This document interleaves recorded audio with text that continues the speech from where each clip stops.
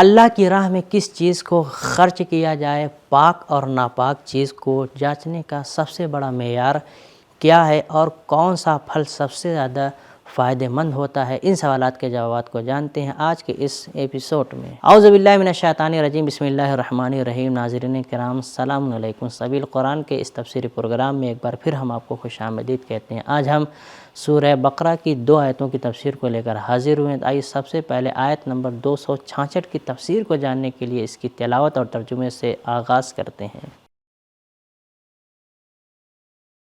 كتاب أنزلناه إليك مبارك ليدبروا آياته وليتذكر أولو الألباب بسم الله الرحمن الرحيم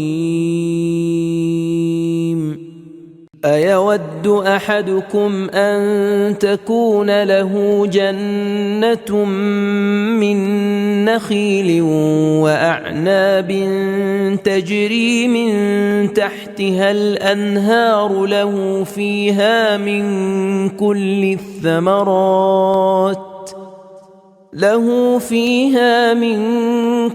الثمرات وأصابه الكبر وله ذرية ضعفاء فأصابها إعصار فيه نار فاحترقت كذلك يبين الله لكم الآيات لعلكم تتفكرون۔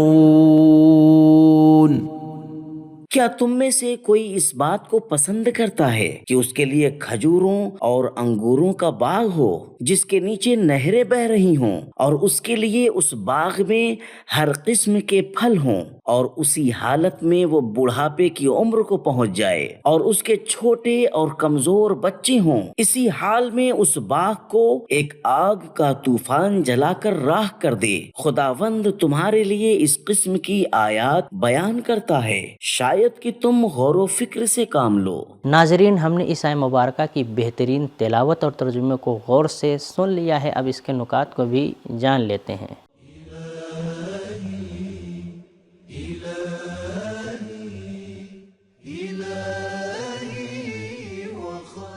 انسان جب بوڑھا ہو جاتا ہے، کنبہ تشکیل دے چکا ہوتا ہے، تو اس کی کمانے اور رزق لانے کی قوت ختم ہو جاتی ہے۔ دوسری طرف اس کی ضروریات اور محتاجی میں اضافہ ہو جاتا ہے۔ اس صورتحال میں اگر اس کی آمدنی کے ذرائع ختم ہو جائیں تو وہ ذلیل ہو جائے گا۔ قیامت کے دن بھی انسان ایک طرف سے عمل کی قوت و اختیار نہ رکھتا ہوگا، دوسری طرف اسے اعمال کی شدید ضرورت ہوگی۔ ایسی صورتحال میں اگر اس کے نیک اعمال احسان جتلانے اور ریاکاری کی وجہ سے برباد ہو چکے ہوں گے تو کس قدر ذلت کا سامنا کرنا پڑے گا۔ کھجور اور انگور مفید ترین پھلوں میں سے ہے، اس لیے قرآن پاک میں ان کا متعدد بار ذکر ہوا ہے۔ پیغمبر اکرم صلی اللہ علیہ وآلہ وسلم نے فرمایا، جو کوئی لا الہ الا اللہ کہے تو اس کے لیے جنت میں ایک درخت لگا دیا جاتا ہے۔ ایسا ہی ہے جب کوئی اللہ اکبر کہے۔ کسی نے حضور صلی اللہ علیہ وآلہ وسلم سے کہا تو اس کا مطلب یہ ہے کہ جنت میں ہمارے لیے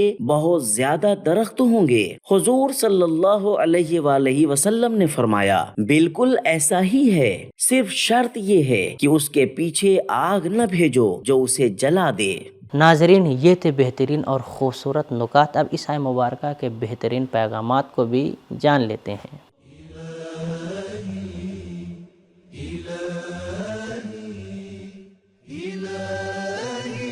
نمبر 1، خود کو دوسروں کی جگہ رکھو تاکہ مسائل کو اچھی طرح سمجھ سکو۔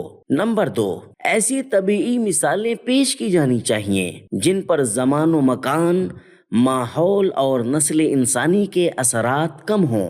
نمبر 3، راہ خدا میں خرچ کرنے کے بعد احسان جتلانا اور تکلیف پہنچانا ایسا ہے جیسے سرسبز و شاداب باغ کو خشک اور جلا دینے والی ہواؤں اور تر و تازہ گلستان کو آگ کے حوالے کر دے۔ نمبر 4، ترقی اور تکامل کے مراحل آہستہ آہستہ طے ہوتے ہیں، جبکہ اعمال کے تباہ برباد ہونے میں دیر نہیں لگتی۔ नंबर 5, कुरानी मिसालें गौर व फिक्र करने के लिए हैं। नाजरीन, अब इस एपिसोड की आखिरी आयत की तफसीर को जानने के लिए सबसे पहले उसकी तिलावत और तर्जुमे को गौर से सुनते हैं।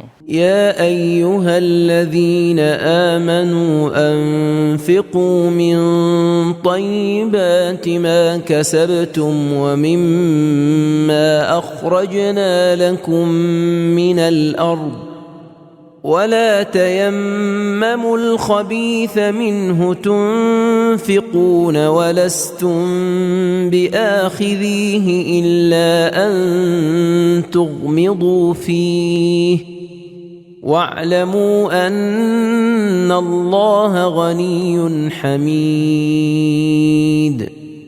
اے وہ لوگ جو ایمان لے آئے ہو، اس بہترین اور پاکیزہ ترین چیز کو خرچ کرو جس کو تم نے خود کمایا ہے، اور اس میں سے جو ہم نے تمہارے لیے زمین سے اگایا ہے۔ ناپاک چیزوں کو حاصل کرنے کا قصد نہ کرو، پھر ان میں سے خرچ کرو گے حالانکہ تم خود بھی اس کے لیے آمادہ نہیں ہو کہ مال کو قبول کرتے وقت ایسی چیز حاصل کرو مگر چشم پوشی اور مجبوری کے تحت، اور جان لو کہ خداوند متعال بے نیاز اور قابل حمد و ثنا ہے۔ تلاوت اور ترجمے کو غور سے سننے کے بعد اب اس آیت مبارکہ کے بہترین نکات کو بھی جان لیتے ہیں۔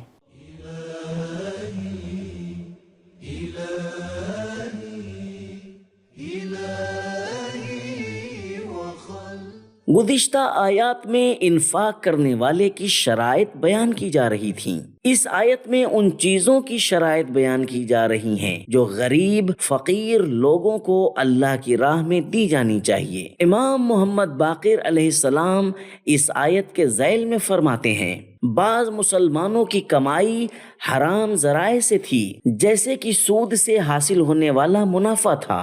وہ لوگ اس منافع کو فقراء کے لیے استعمال کیا کرتے تھے۔ یہ آیت انہیں ایسے کام سے منع فرما رہی ہے۔ تفسیر برہان جلد نمبر 1 صفحہ نمبر 255، تفسیر رہنما۔ ناظرین، ہم نے اس آیت مبارکہ کے بہترین نکات کو سن لیا ہے، اب اس آیت مبارکہ کے بہترین پیغامات کو بھی جان لیتے ہیں۔